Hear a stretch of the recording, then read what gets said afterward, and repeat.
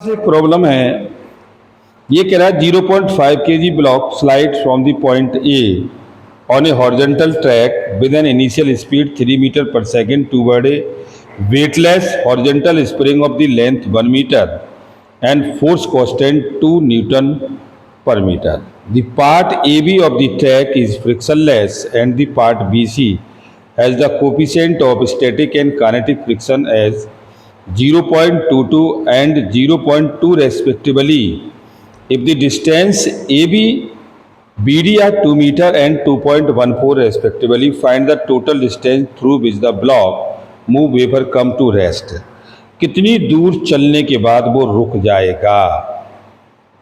तो हमें इसमें इसका डिस्प्लेसमेंट निकालना है। तो इसे निकालने के लिए हम क्या करेंगे, तो ब्लॉक की काइनेटिक एनर्जी हमारे पास है ही है और उसका वर्क हम निकाल लेंगे। तो टोटल वर्क डन हमारे पास कितना हो जाएगा भाई, वर्क हमारे पास होगा ये फ्रिक्शन फोर्स इनटू डिस्प्लेसमेंट, और इसका अगर कंपोनेंट हम लेते हैं तो ये नॉर्मल हो गया, ये एफ हो गया, ये इसका फ्रिक्शन फोर्स हो गया और ये इसका एम जी हो गया। तो हम इसके फ्रिक्शन फोर्स को अप्लाइड करेंगे क्योंकि इस फ्रिक्शन फोर्स के रेस्पेक्ट में है, और फ्रिक्शन फोर्स होता है कितना, म्यू इंटू एन। तो ये हो जाएगा mu M G into S, mu M G into S के साथ, और ये वैल्यू हमारे पास 2.14 मीटर है। एस की जो वैल्यू हमें दे रखी है यहाँ से यहाँ तक, ये S is equal to 2.14 metre की है। और तो आप लगा सकते हैं वर्क हमारे पास हो जाएगा, म्यू की वैल्यू हो गई, अभी नहीं लगाएं तो अच्छा है। और काइनेटिक एनर्जी आपकी होती है हाफ एम, ये वी का स्क्वायर। तो conservation of energy, conservation of energy is equal to work energy. तो ये वैल्यू आपके पास आ गई, हाफ एम वी का square is equal to mu M G S के साथ, हाफ एम वी का square is equal to mu M G S के साथ। तो हम यहाँ और प्लस इसकी स्प्रिंग के साथ, इसकी जो प्लस वर्क अगेंस्ट कितना है, ये हमारे पास जो काइनेटिक एनर्जी है और इसका फ्रिक्शन और plus work against the friction of the distance plus against the distance और plus potential energy of the spring. तो ये अब वैल्यू आपकी कितनी हो जाएगी, प्लस वर्क अगेंस्ट द, ये वैल्यू आपके पास हो जाएगी हमारी 2.25 और 2.14 is the value of okay, and plus ये म्यू इंटू 0.5 इंटू एक्स।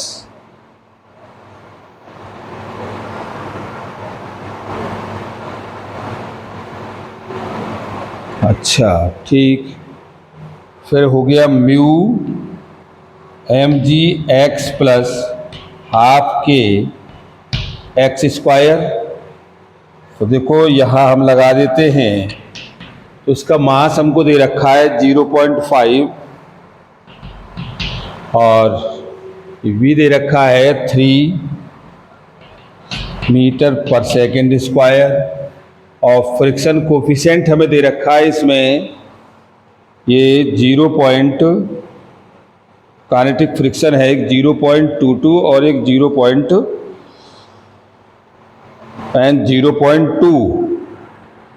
तो ये 0.2 लगेगा, काइनेटिक फ्रिक्शन 0.22 एंड 0.2। तो ये 0.2, तो ये 0.2 इंटू 0.5 10 और डिस्टेंस हो गई हमारी 2.14 प्लस और ये 0.5 इंटू 10 इंटू एक्स प्लस 1/2 और के की वैल्यू स्प्रिंग कांस्टेंट कितना दे रखा है, स्प्रिंग कांस्टेंट है 2 न्यूटन, यानी के की वैल्यू दे रखी है 2 न्यूटन पर मीटर स्क्वायर।